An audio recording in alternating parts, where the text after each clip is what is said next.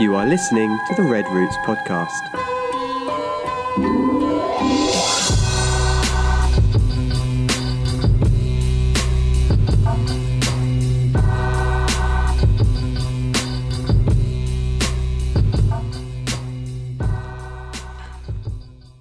Good morning. Good morning. Good morning. Is it a good morning? Not for you. It's a rough start, man. Yeah. Gosh, I was telling Simon I slept in late today. Like I don't set an alarm. I just wake up and like today I woke up to an alarm, but I don't set an alarm. And so when I heard the alarm, I opened my eyes and it's like bright. I wake up. It's not dark outside when I wake up, but it's not like full on. And I was like, man, it's kind of bright. And like, you get in that panic mode when you wake up, like, what's going on? And so I grabbed my phone while the alarm's going off and it says 7:45. I'm like, why am I sleeping so late? Like, what happened? And then like, I just figured out what my alarm was on. And it was like, because yesterday I woke up at 6 and I was like, man, no, I want to sleep at least until, 7 something or whatever. But I was like, what if I oversleep because I'm going back to sleep? So I set my alarm and I was like, well, let me set it for 7:45 and I'll give myself 45 extra minutes to sleep. You know what I mean? Just let's get the rest in on Monday and whatever. But I woke up at 7 yesterday anyways. And so I was like, oh, I didn't need the alarm. And I guess because I was groggy, I set it for every day. Luckily, Holy Spirit intervention. I just don't understand why you're like, oh, I panicked and I didn't want to oversleep. Like, you are your own boss. You're not coming into the office meeting anybody. Like, why are you panicking? Because stuff doesn't get done. You gotta get stuff done. You can't I'm going to be late. Can't be showing up at 10 and trying to like. Doesn't work that way. Yeah, I know. But equally, you get stuff done in your head all the time. You get an hour and a half less worth of stuff done. Yeah, but you don't need to panic. Well, you don't want to be late. Like, I don't like being late, ever. Like, I mean, what's late to me is, I put the time there. Yeah. Like, if I set something up, if I say I'm going to do something, even if it's not to anybody, like, I want to do it, Yeah. I don't have to tell anybody else that I'm doing it. But, like, if I put that, like, you're never going to accomplish anything if you just set a goal for something and then you never do it. Like, or you're just always, like, late on it or whatever. Like, I don't know. You got to stick to your stuff. That's the only way. I don't know. Like, especially in like this, in the mission stuff or whatever. Like, we don't have a ton of money and a ton of, gazillion dollars worth of support and stuff coming in. So, like, got to be diligent. Make stuff happen. And that's my way of making stuff happen. It's like, respectable, but equally, that sucks to wake up panicking. Well, I mean, like I couldn't breathe. And stuff. Like, it wasn't. I saw him breathing into a brown paper bag. Yeah, it wasn't that. I just, it was just that feeling of like lostness. The listener knows what I'm talking about. Yeah. Like, well, that's respectable. Yeah. Yeah. I get it. Just being disciplined and trying to take care of my business, man. While my household sleeps. Literally. Like, I'm literally here. Like, dude, I'm here. Like, cause I typically get here at 7:30. So I'm up and like I've been working for 30 minutes and stuff before my house even wakes up. I wake up, I didn't even hear you leave. Like, not a sound. Yeah, and the girls are worse. It's like, Dad, why do you get up so early? I was like, I don't get up early. It's like, you just sleep late. Like, why do you get up so early? Like, why do you leave so early? No, that's what Jolie said. Why do you leave so early? It's like, I leave at 7:30. It's not. Yeah. I try to live in the way that like I would live in the United States, in some sense at least. You know what I mean? What time would I start work? I wouldn't start at 11:45. Oh, I'm supposed to work 11:45 and then leave at 12:30 for lunch, and then go have coffee with some friends in the afternoon, and then maybe we'll do a document or something at 3 to 4, and then you're not gonna get anything done like that. You're just gonna stay in the same place, and so I work. Surprise! So you guys have a good week? Yeah. Yep. Good. Yeah. Simon saw his first possum last night. Outside the house? They're not as cute as I thought they were. Yeah, they're ugly. You saw the cartoon images of them, right? Yeah. And they're like kind of dopey and like, what is that off of Ice Age or something? When it's a possum? Yeah, I think Ice Age. And Over it's like, the Hedge as well, I think. It's Over the Hedge is on there. Yeah. So apparently, we used to have, and I don't know if you knew this, but we had right here in our little, not even our neighborhood, but right here in our little, house cluster or whatever. There was a rather, for possums, a rather large population of possums, and the dogs Bone when Bone was alive. He was killing them, and you hadn't seen one in a long time. And then I saw them out the window. It was one, I don't even remember why I was awake, but it was like 4 something. Oh, I heard something. And I went out, and there were these 2 possums climbing on the roof. And so we have those, what are the roof things we called? They're like tiles, but like the rounded Adobe looking, I can't remember what they're called. Anyways, we have those, and they climb in and they mess it up, and we get leaks in our roof, and it's, So I was trying to kill them, to be honest with you. I was trying to humanely dispatch the possums. And so anyways, I couldn't get them, long story short. Anyway, so that's the first time I saw them. Then we cut the trees back so they couldn't climb onto our roof anymore. So I hadn't really seen any since then. And then like last night I was standing talking to Simon, and I'm facing him, and he's like, "What is that?" And I'm turning like to see what, and it's, like tiptoeing with their backs all hunched up. And I was like, "Oh, it's a possum." And so I went to, I was going to come around, and I was going to let Khan out so he could humanely dispatch the possum, so they could stop, tearing up the roof and stuff like that. Anyways, they also, like, a lot of people don't know this, but they also eat chickens and stuff. Did you know that? They eat the baby chicks and stuff. Yeah, like they're herbivores, whatever. So I think people think they just eat berries and stuff, which they do, but they'll tear your chickens and stuff up too. So they're a nuisance. And so, but when I went around, like, he got wise to my, like, he's watching me, and like he saw me like walking around, and they got nervous and turned back around and went into the weeds. And so wasn't able to get them. But then we were talking more, and Rango, the next door neighbor's dog, is like hustling and bustling over there. And like it's dark because the side lights of our house weren't on.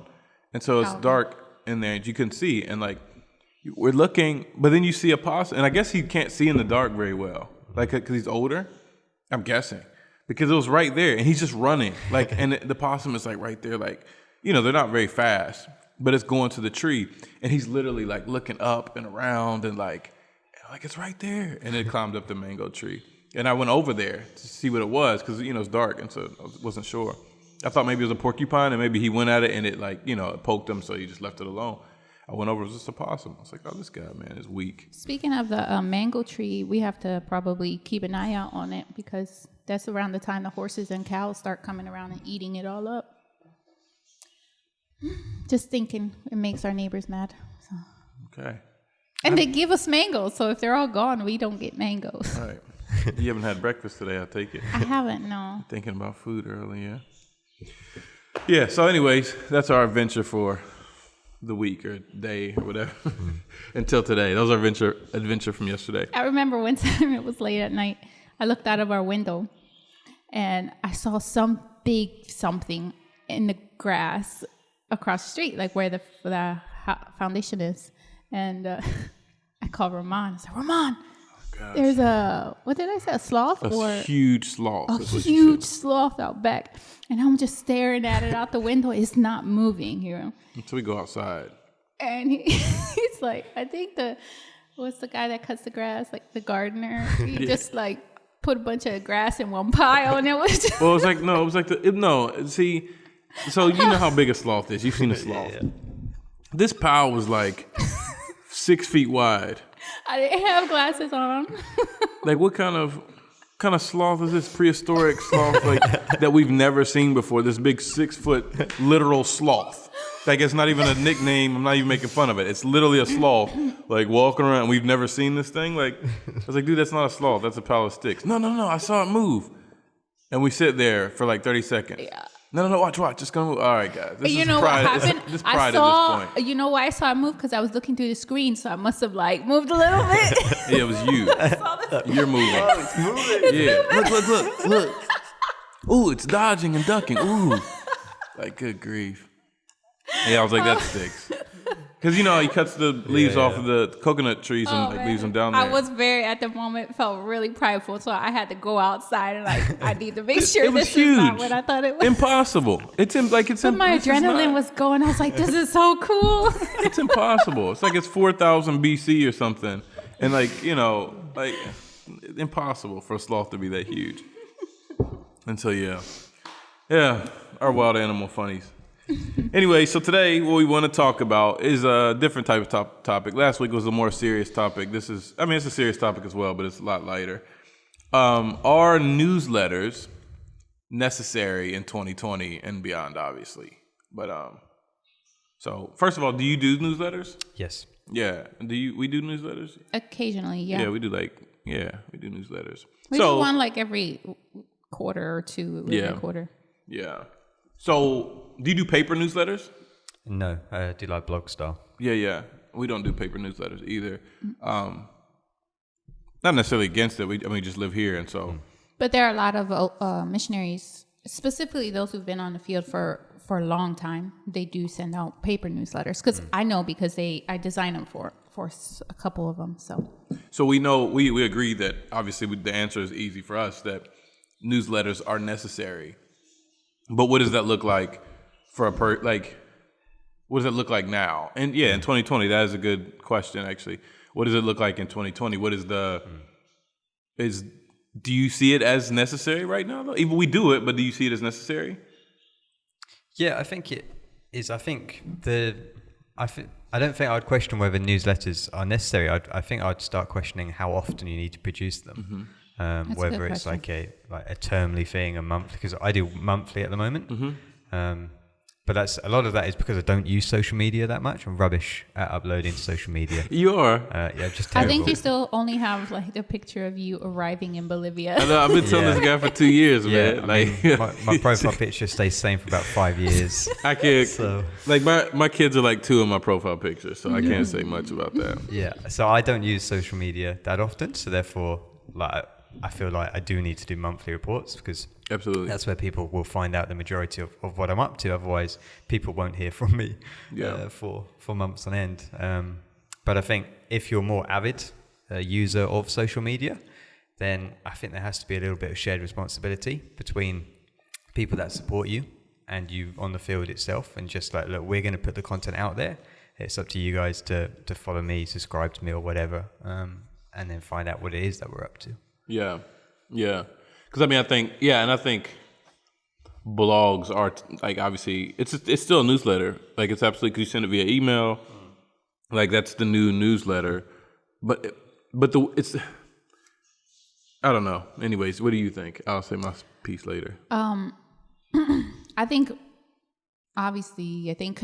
the goal should be just to communicate with your partners and your donors, and so. Whatever, in the beginning, it'll take a little bit of trial and error to see what works best for you and your donors. But as far as paper newsletter, it hasn't been necessary for us. And we actually, in the beginning, I thought specifically, I don't know about Ramon, thought it would just be too cost effective for us to do that, especially being in Bolivia. Wouldn't be cost effective. I mean, it would have been too expensive. Yeah, it would not have been cost effective for us to do that. And then since we were living in Bolivia, we would have had to have someone in charge in the States to handle all the printing and the mailing and we just thought this is just too much of a hassle for us. So we did electronic newsletters. And the click rate on those things are just sad. It's just really discouraging. You put in so much effort. You want to make sure you have the wording correctly. You're editing pictures. You're cropping them, making sure you pick something that's gonna, jump out and draw their attention. He's like, hopefully this picture will make them want to read what's going on. And then you look, it's like 3 people read your newsletter. I'm like, I don't want to ever send these out again. Yeah. But I think it's like what you said, whatever mean you choose to share your updates with, your supporters have to have a shared responsibility. If you care enough, you're going to try to figure out what we're up to. So if you know we're our friends on Facebook and you want to know what's going on, get on Facebook and look at our Red Roots page or look at your personal page or check your email once a quarter and see what we're up to, But I think it's necessary. But how you do that is just up to the relationship between the missionary and the supporter. We have a friend who told his supporters up front, I only do Facebook updates and I don't do reports. I'm not going to do newsletters. This is how you can get in touch with us, and that's it. Yeah. And so that works for them. Yeah, and I think that's what you said is everybody has different different, like their supporters, and they're in different positions in different situations, Because if you're from Montana, like out in the middle of nowhere or something, I'm not saying that people don't use Facebook, but your support base is going to look a lot different than if you're from New York City or from London. You know what I mean? Like, I mean, it's the greatest time as far as communications and stuff because you can use social media and stuff. But equally, it's a challenging time because I got to sneeze. God bless you. Ugh, man, you know, you feel it coming like slowly and you're like, but there's nothing you can do. Anyways, sorry. But like we're at this time where it's like, we're straddling like these two periods, and there's a major jump in like technology in the past 30 years, which has been insane. The way that things have changed from the time that I was 5 years old until now. We're in the future. I mean, obviously it's a literal sense, but like no, I mean like literal futuristic. Like when I was 5, these are stuff we dreamed about that would never happen. Like you know what I mean? Just we thought we were dreaming about stuff that would never happen. Like it's everyday stuff now. So it's like. You have people that are let's say if you're 60 and older, so if you're 60 and older, 30 years ago you were in your 30s, you know, you're 30 and up or whatever. And so you were an adult, you grew up in a period where you write letters and stuff, you know, and you call people on the phone. Imagine that. And you know, you do like stuff like that. But equally, now the new 30-year-olds don't do that. So they don't people they don't read their mail. Like I have friends that do not read their paper mail. They just take it and throw it away or stack it up somewhere. It's just junk to them or whatever. Yeah. But then you have like it's kind of like a weird thing because you have people that don't read their mail. But then I have friends too that don't read their emails anymore. Just because email is the new mail. Like so it's like, oh yeah. You just get all the junk in there and like they don't really pay much attention to it. Because now you can get your billing updates and stuff via text and all, like it's just, you know, everything is so quick and whatever. And so I think if your support base is, you know, if they prefer, I mean, I have several thoughts, but if your support base is older and you know, then obviously paper newsletter, not even email newsletter, paper newsletter is going to be, I mean, you have to do it. Because that's the thing is you have to communicate with people. You have to, you do owe that to people. This is yes, we are here, we are living, we are doing the physical work, but it's a partnership at the end of the day. And so you have to let your partners know, you know, what's going on and what you've been up to. Equally, like through this time change stuff, man, there's so many people that don't read that. So like we could send out a paper newsletter every month and people would write us every 6 months and be like, hey, what's going on? How's it going? Like, hey, you know that stack of mail in your, you know what I mean? Like, go look in that. And like, I wrote you 6 times. You know what I mean? Like, but they don't. But equally, if you just do Twitter or something, you know, you just sent like when you go back to the States, like the older generation will be like, hey, how's everything? Like, they don't know anything that's been going on with you.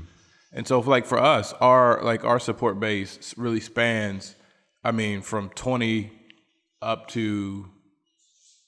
I don't know how far up it goes, but up in the 70s, you know? Yeah. And so it's just a wide span of different people that have grown up in different eras and stuff. Now, in 20 years from now, I'm sure the problem will be the same, but it'll look a lot different, you know? But 20, 30 years from now, no one's going to be like, oh, you didn't send me a paper newsletter. I don't know. Like, you know what I mean? It's just a changing times. And I think it's something you got to be in touch with and kind of keep up with, you know, in order to communicate properly. Because like you said, I think the goal is communicating. It's not about a paper newsletter or digital news or whatever. It's communicating and communicating effectively. But equally, and like, I mean, I'm with you guys when you said like, hey, people do need to take a little bit of interest in, hey, just click one follow button or like button on on Facebook because you're already on Facebook. So we're not asking you to do something you're not doing, and check out what we're doing. But equally, like for me, like I want to, like some people are just never going to look at your stuff. That's just a fact. But equally, I want to limit people's excuses for not seeing what's going on. So like for us now, like if someone comes and says like, what you guys been up to? I don't know what you're doing. Like that's just on them at this point. Yeah. Because we do Instagram, we do Facebook, we do newsletters, we do videos. Like we do podcasts. We do podcasts. We have an entire YouTube channel. We have a podcast thing. And what is this called? A podcast page or a podcast, right? We have a podcast. And every episode, we're constantly talking about what's going on, our perspectives on stuff and whatever. Even if the podcast is about newsletters, we're still talking about us and like, you know what I mean? And so That, and like I said, we have a YouTube channel dedicated to updating people on what we're doing. 3 videos a week, And so we have that, and again, we're sending out all this stuff. So at that point, if you don't know, I feel like you just don't want to know because there's nothing else I can do. I mean, there's literally I can call you every 3 days, but that's just not, you know what I mean? Like at that point, can't call everybody, So, but so I feel like, yeah, newsletters are definitely necessary and stuff, but equally like to do all you can to get people, you know what I mean? Not to get people's attention, but to make sure that you have. For everybody, there's no excuses because some people, for us, like I said, don't read paper or don't read newsletters or emails or whatever. But then other people aren't on Facebook. But then other people want to see on YouTube or whatever, stuff like that. You know what I mean? And so I feel like I want to produce content for everybody and have enough stuff to where everybody can see because I want everybody that hears this or anything else to be a part in what we're doing in Bolivia, and I want them to join on. Now, if they don't want to do that. I mean, what can I say? You know what I mean? Like, that's fine. You don't have to. But equally, like, I want to leave kind of no excuses other than I just don't want to listen. And that's fine. You're entitled to that. But I don't want people to be like, oh, I haven't. And you still get that, right? Like, I was talking to a guy yesterday, and he was telling me that somebody's like, yeah, I haven't heard from the Gores in a long time. I'm like, dude, what do you want me to do? You want me to go to your door? Go to your house and knock? Like, you know what I mean? Like, pay $1,500 to come and update because like we're working, and at that point, you like come on, you have to log into something, yes, that you are already on. Again, we're not asking you to get on a Twitch account, something that is weird. It's stuff that you already have, and we're putting content. Our content's all on Facebook, it's all on YouTube, Instagram. It's all out there. And so, and we have whole pages dedicated to this stuff. So I think that you're always going to have some supporters that are a little bit more, and I don't say this in a negative way, but are a little bit more needy. And so, because I don't know where that stems from. Maybe it's because they're giving because they feel like it makes them feel better, or I don't know what the motive is, but they want that. They want to know all the time what's going on. Yeah, which is fine. I mean, that's fine. But equally, like, they have to understand, like, that it's a lot of work. It doesn't seem like it to them because to them it's like a 15-minute conversation. But it's a 15-minute conversation after you just wrote an entire newsletter or filmed and edited an entire video or did a whole hour-long podcast talking about what they're just asking about. So it's, you know what I mean? At that point, it's kind of 15 more minutes of, and the reason you do this is to answer those questions. It's not that you don't want to talk to people. That's not really the issue. No, it's actually very pleasant when you get to speak to people. It's a great. You want to talk to people more. You know what I mean? Yeah. Like, I wish more people would reach out and talk because we don't really get that a lot. But equally, like, hey, I create this content. Like, somebody asked me one time, and I was like, oh, yeah, well, and I told them, and I was like, oh, we do a podcast. Like, oh, I don't really listen to podcasts.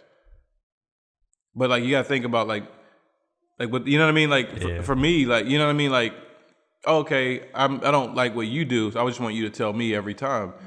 And, like, I will do that, but equally, you got to understand, it's like, the reason I do this is, like, to kind of, because this podcast, editing and uploading, like, all this stuff, it pretty much takes the whole day for the video because it's long and we don't have all the, and whatever. And then the videos and stuff. It takes time, you know what I mean? And that's another reason why I come in early to work and stuff is because, like, I want to get videos done and stuff like that and not have it consume any other parts of my day. Mm-hmm. And so it's like, I'm putting serious work into this. You know what I mean? One of the things I know that we've never done was a blog. I wonder how effective, in your opinion, is, because you said that's that's the one way you do update people. We've done a written blog before? GoreMissions.com. Oh, I forgot about that. That was in the beginning. Had the little hands with the world in it. Oh, gosh. That was embarrassing. Yeah, we did that. And nobody read it, so it's like, just kind of, fell by the wayside. But now I'm just at the point, like, I'm going to keep making videos. If no one watches it, that's not my job to make people watch it. It's my job to put it out there and produce the content. But equally, no one can come and say, like, hey, I don't know what's going on. Like, what have you guys been, you know what I mean? Like, I want people to know. I want to be transparent, too. I want people to be a part of what, what's going on and to see, like, what we've been working on or what struggles we have. And, like, it's a video blog, so there's fun stuff in there too. And what foods we eat. Like, I want them to see all that. I want to be like, really bring them as close to not just Bolivia, but working with us and kind of in this as much. And then equally being myself and not being overproduced. And, hey, guys, we're back again. God bless you. May the Lord keep you on this nice Saturday morning. We're just working on the church, and look, it looks great. Like, no, I want to show you the mess ups and the holes in the wall. And, like, because that's the reality for us. And, I think, I don't know. And so it's like the new reality TV, but you can control your, the content and stuff. Yeah. Would you say, in terms of like number of people that interact with you, do you think that goes down the longer time that you've been away from the States for? Does that make sense? So it's like, so for my example, for example, when I first came out here, I had the blog, sent that out. It would get high numbers of people would view it and people would reply and people would comment on it. Fast forward 18 months to where I am now, like maybe 25% of what we're reading it are still reading it. The only comment I get is from my mum being like, great blog, Si. It's like, I speak to her every week, so she knows what's going on anyway. She already knew. and so it's like, I'm interested to be like, okay, if I then when I go back to the UK and then come back, do the numbers of interaction then go back up? But then in 18 months' time, does it go back down? Like, is that something you found? Like something? Yeah, it goes down. It just is what it is, man. It's the nature of the business. Like, you got. You had an ant. It was like all over your headset. Yeah, got it. At this point, had ants for 10 years, so 11 years, huh? It just is what it is, man. And that's why it's necessary to go back you're going back. It's because it's like, it's way better now. Back in the day, dude, you were gone. I mean, you're basically, people like, he might be dead. You know what I mean? Like, they don't know. Like, and like, you just didn't hear from him. But now, like, you have social media and stuff. So it lasts, I feel like it lasts longer now.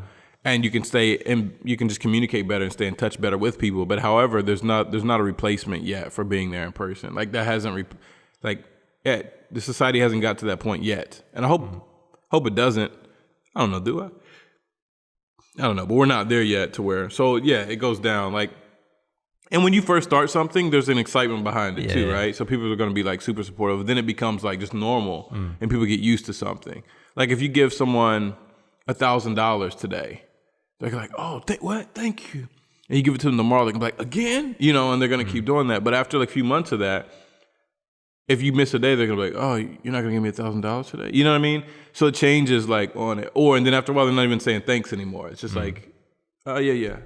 And so it's kind of the same thing as like, there's no such thing as too much content. But just, I mean, it's your job to put it out there. You got to put it out there and then move on. Put it out there and move on. And again, if people don't want to read it or comment or respond, that's on them. Because the natural tendency is like, why am I doing this if no one's reading it? Yeah. And like, but equally, like, you're putting it out there for your supporters and potential supporters to see what's going on and stuff. If at that point, and you're sending it to them, because I get it, you know what I mean? You're sending it. So like, if they don't read it at that point, like, I don't know what else I can do for you. You know what I mean? Because I'm doing all I can do. It's like I'm sending it to you, the update, and so. Yeah, I remember when I was away last time before coming here, I did like 2 weekly blogs. So every 2 weeks. I would send out like bi-weekly. Yeah. I send out a blog every couple of weeks, and it was only for like a month, like just over a month or so, while I was in Portosí. And I remember when I got back to the UK, I went back, and one of the things, I went back to church, and someone came up to me. Like, first thing they say to me was, "Hey, I got your blogs. Didn't read any of them, but I'm going to assume you had a great time." It was just like, why would I say that? You're just like, man, I put so much effort into those blogs, make them sound interesting, try and find a funny story to fit in, get all the photos. It's half a day minimum, half a day of work. And it's not easy. Like now as well, because my writing isn't great, and so I always get them proofread. So I send them off to one of my bosses, and she reads through them. And so it's taking her time as well. And it comes back to me, and I put it all together, and you send it out, and you're just like, man, I have to keep doing this. Yeah. You just like, it's hard not, because like Melinda's thing is she gets obsessed with the views and the people opening it and stuff, and like. And I get it shows the effectiveness, and you do need to look at that to an extent to see like what changes you need to make. But however, you can't like hang your hat on that, because it can be discouraging when people get used to it and your views go down. Like, look at our YouTube channel. Like, I mean, back when we first started, we had 200 views and stuff on stuff. Now we have like 5 views, 6 views. Like, it just is what it is. But that's not. I'm not gonna make people watch it. You know. One thing that I find though encouraging, I guess it's just perspective, is that it's a form of communicating with people, partners, especially, but also it has a possibility to show people behind the scenes of what missions is and what missions work can look like. Because for some of us, we only have like one idea of what mission work is, or being a missionary is. But you can also encourage people, and like, you never know if that's going to spark an interest or spark a passion in somebody else to want to try out or come visit, you know, or want to commit to the work of missions too. So I think that looking at it that way, it's cool, you know. It's like you see somebody, I don't know, it's like anything. You see somebody that you admire, you want to kind of like dip your toes in it a little bit, see what that's about, see if that's something you're interested in. And so people can see that without having to come and experience short-term missions, which we still want people to do, you know, but they can still kind of see a little bit of what life is like and determine if that's something they want to try or not. Well, like for Jacob, for example, there's a guy named Jacob that, shout out to Jacob if you're listening, which I'm sure you are. He will, watching. and he will comment too. But he's thinking about coming down and stuff, you know. And so for him, he's talking about like how it's been great to have the youth, the channel and stuff, to be, because it helps him. Like, he's coming here and he sees all this stuff. He kind of, I feel like he's probably familiar with the church already, at least the design stuff and what it looks like and whatever, you know. And so it's helpful. And then even the food stuff, like just kind of getting some cultural, like, you know, like you said, getting your feet wet culturally and stuff without actually getting here yet. So it's not, you know, and I think that'll help with familiarity as well. Yeah. Like coming and, oh yeah, this is the church, you know what I mean? Just that little whatever. And so I don't know, I think it's good to get more views and more opens and reads and stuff, but I mean, you don't need everybody to read your blog or your newsletter. You need the right person or the right people to read it. So if like 3 people read it, but they could be the right people that really want to be a part and, you know, whatever, and then it's mission accomplished, you know. And but I don't know, you just gotta stick in there and just keep producing content, man. Like, 'cause that's what, at this point in this day and age, and this is what it's going to, is we've just tried to be ahead of the game on this, is all missionaries are gonna have to become content creators to some extent. And whether it is a blog or whether it's, you know, like, that's what it, I mean. And so again, we can't afford to be behind on this stuff, literally. And so, you know, we've been trying to, like, that's why we do this stuff or whatever, creating content to keep people up to let them know what's going on here and what life is like here, et cetera, et cetera. And so, I don't know, if I see 3 views on the YouTube video, which is maybe a reality right now until we share it to Facebook, it's taking me too long to get to it. But yeah, if then I just trust that one of those is my parents, I'm sure, but then I trust that one of the other 2 ones is like, oh yeah, was me looking at it. So. Yeah, that's true. Yeah, no, I mean 3 views. We get more than 3 views. Yeah. But like, yeah, we get 20 views or something like that. That's more realistic. If we get that, then I just trust that one of those is the right one. And your blog is up there, like it's there. You know what I mean? So it's like, even if people don't look at it this week, then, you know what I mean? It's always up there. So people that like find you or just meet you, they can go back and kind of see what your process, and because that's what you're doing, is you're documenting essentially. That's the cool part about it being online, is it doesn't get lost in the trash can or a recycle bin or whatever. It's there, and so it's like documenting your process and your, because that's what you're doing, is essentially writing a like documentation of your progress and happenings as a missionary. And it's cool for you too to be able to go back and reference those and stuff, and you know, and so you have that running story. And like I said, if I just meet you and I'm like, oh, I'm interested in his work, and I can go read your whole story from blog number 1. And if only 2 people do that, but like, you know what I mean, then it's still worth it, because, you know, but it's literally about trying to see the bigger picture all the time, because it stinks though, because like you want people to, you know, you put so much work into it right now, you want people to like watch it or open it or read it or listen to it or whatever, but you know, it is what it is. So I think, by any means reach people, paper newsletters, digital newsletters. There are some people, like you were saying, older generation, where they will put your newsletter on their refrigerator and pray for you every day. So it's just about figuring out who who needs what, or if they request it,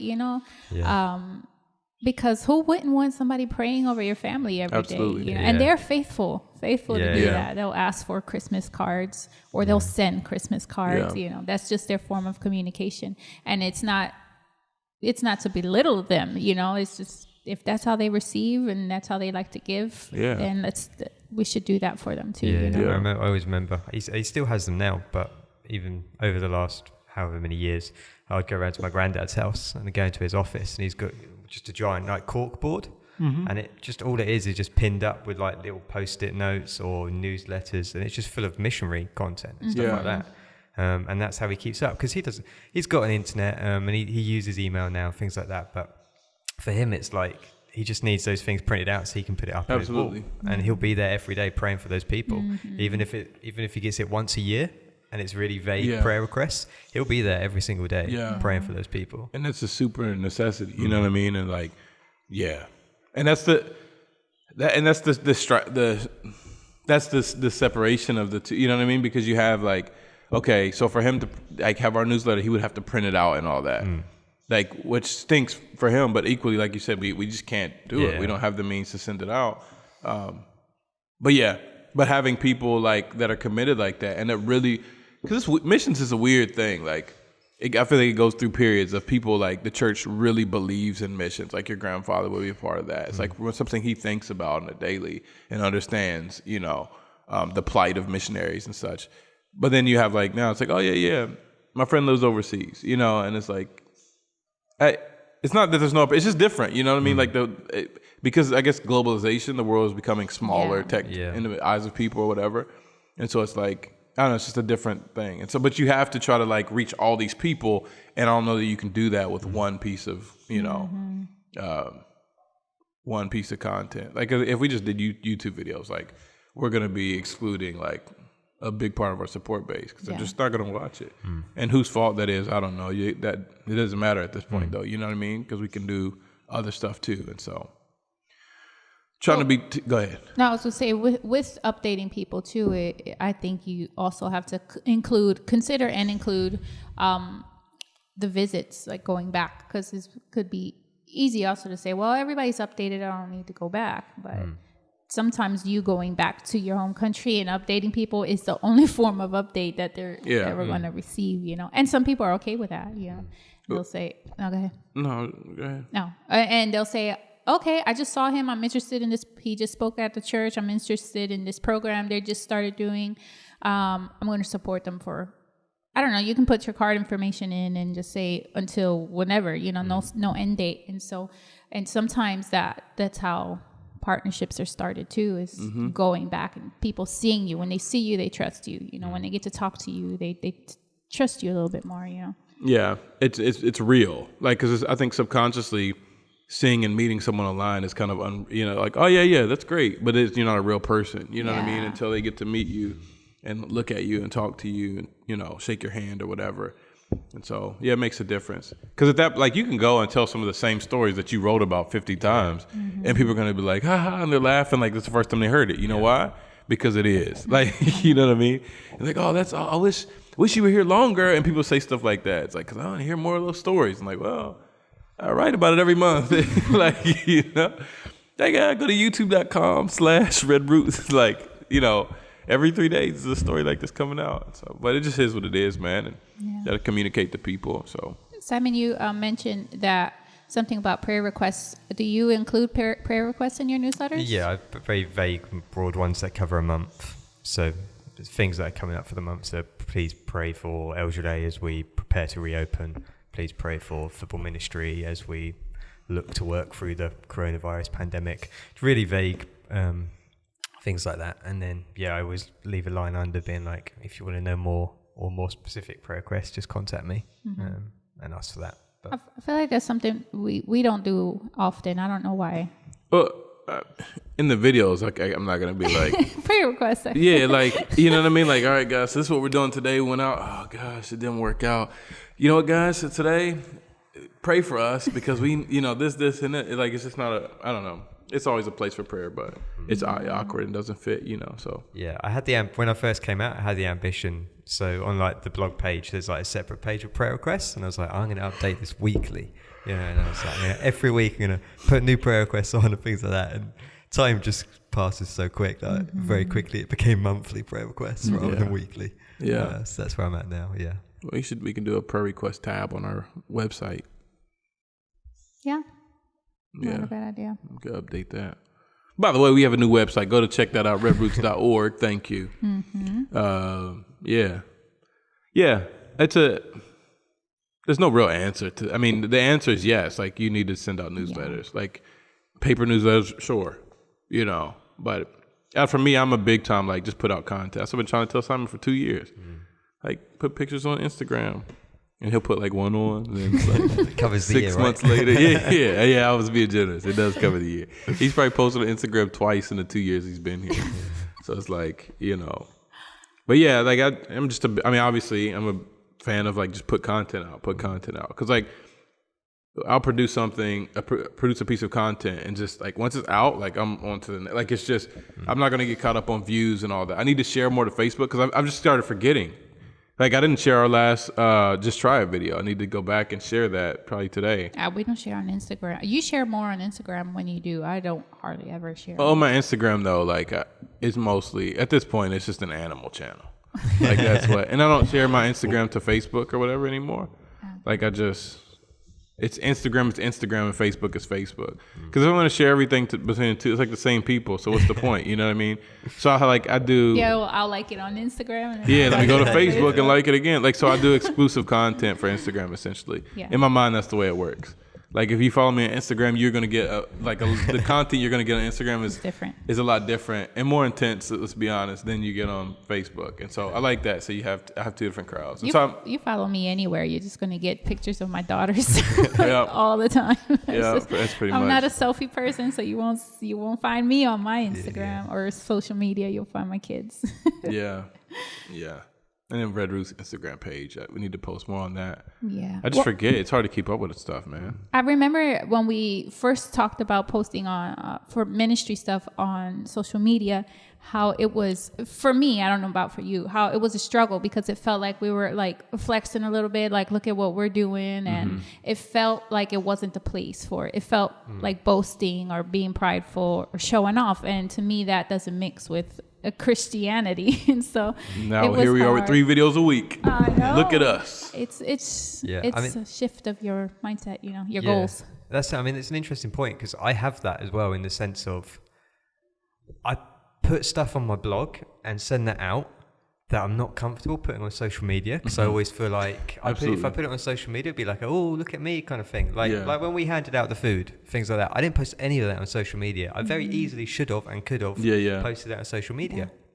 But there was part of me that said, oh no, that's showing off. People are going to be like, oh, look at him doing it. And I was like, oh, I don't know. But I have no issue putting it in my blog. Yeah. And then sending that blog out. Well, it's because you see people doing that on social media. It's like, that's the space that I have for updating. And so my social media, I'm always like, it's just, social media. It's for not sharing anything. Yeah. That's what social media. Not so social media. Yeah. Social media is for being anti-social. Yeah. Simon's the social media user that just sits in the social media corner and just like lurking. Just lurking. But I'm always on it because I always like everything. Simon has a Twitter account, uses Twitter every day and has never tweeted one time. I'm with you on that on Twitter. Yeah. No, it's but I think you see so much boasting and bragging on social media that it's like, oh, you want to be careful to not look the same way as them. But equally, you got to do what you got to do. Like, you know what I mean? And just be confident that you know what your motives are. You know what you're doing this for. Because I struggle with that still. Like, so I'm saying this, but I struggle with it. Like, when we did the videos for LG Day, remember I wouldn't share them? Yeah. Because it's like me talking, and I just feel like it was promoting myself. And I wasn't trying to be holy. It just legit felt like... Yeah. It felt like, like, you know what I mean? Like, why self-promotion? But then after a while, it's like, I'm not promoting me. I'm promoting the church and what we're doing and what we're talking about. Click, share, blah, blah, blah. So I just got in the habit of it. So now, I don't mind. I'll share stuff and whatever. I remember when I started doing the thumbnails for the videos and I did a little bit of research on what kind of images cause people to click more. Because obviously, we don't want to put this work in and nobody's going to watch it. And so I read that it's a picture, like the little outlines, the style that we pretty much do now. And because I don't know, I guess they see your face and they're like, oh, what's he up to, you know? And he was in the beginning, I don't want my face all over everything, and I'm just like, well, research says, you know? But now he's fine I don't say with anything. it. I just whatever you do that part. She does the thumbnails of the videos, like because I'll film them. Obviously, you see me all the time and edit them, and then I just upload them, and she just goes in and does the thumbnail. So I don't even know what the thumbnail is until it's already up and it pops up in my timeline. So I don't even care anymore. It's just like I said, I'm just like on to the next one. Like Yeah, but I think it does also make you check your motives before you know, share it. It's like, why am I sharing this? Make sure it's not because I want people to think we're excellent and we deserve praise, but like, making sure that your motive is correct also. It questions you every time you post something. You should though. You know, I think you should have that check and balance and filter or whatever. So yeah, social media, paper newsletters, digital newsletters, video blogs, podcasts, Snapchat, TikTok, Twitch, Instagram, whatever, Twitter. Just use it all. Right, Simon? Absolutely. Yeah. No, I mean, yeah, in this day and age, man, there's just such a plethora of people. You got to use everything you can to get, to reach as many people as you can. And I think it's important you say that everything you can, because some people don't have the resources to do a podcast. Yeah. Or they don't have, They do. They just don't know it. And so, but that's a different conversation. But yeah, you're right. Like, but I think it's also important. Like I did say that some people don't have the resources to do a great video, but just to start with what you have. If you have a phone, we started with just a phone, and that's what I use for the videos. Yeah. I mean, except for when we're doing work videos and the camera's like a static camera, like it's not moving. Yeah. I use that camera right there. But other than that, like I'm just like this with my iPhone 6. That's with the broken home button, busted speaker, charger malfunction. He's always smacking it. Like, Oh yeah, the screen has like a thing. Like our daughter's like, well, Dad, why are you hitting your phone? yeah, my camera's going out on it, and so like, oh really? Yeah.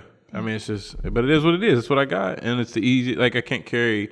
I can, but I don't want to lug around a big camera all the time. And you just never know what's going to happen here. So it's like, it's always good to just have and so I use the phone. Like it's also not wise to walk around with a big camera in the streets. Anywhere. Right. I mean, but yeah. So yeah, I don't know. Yeah, you can make them. It's just, but it does take time and stuff. It's not like, oh yeah, let's do this in 3 minutes. I'll have a video on whatever. It's not that simple. Maybe it is for some people, but it's not for me. But yeah. Yeah, that's all I got on this topic, I think. Yep, we've gone silent, so. Yeah. I picked up on that. So I always look back and forth like, they're not going to say anything else. So yeah, any big plans this week? More silence, huh?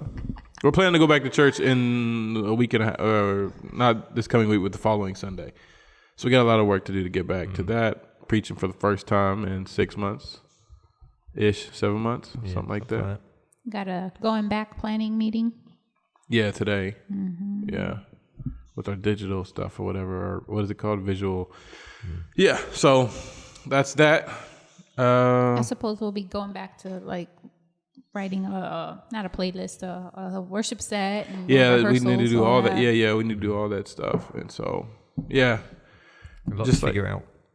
Yeah. And quarantine's been so long, but it feels like it's been so quick. Now that we're going back, it's like, man, it feels like it's gone by fast. Well, it's one of those like catch-22 situations where you're going back, and so you're like, okay, we need to prepare for going back. But equally, you're like, I don't want to start preparing for something that's not going to happen for 6 months. Yeah. And so you're kind of always aware, okay, at some point we're going to have to go back, and we're going to have to get ready to go back.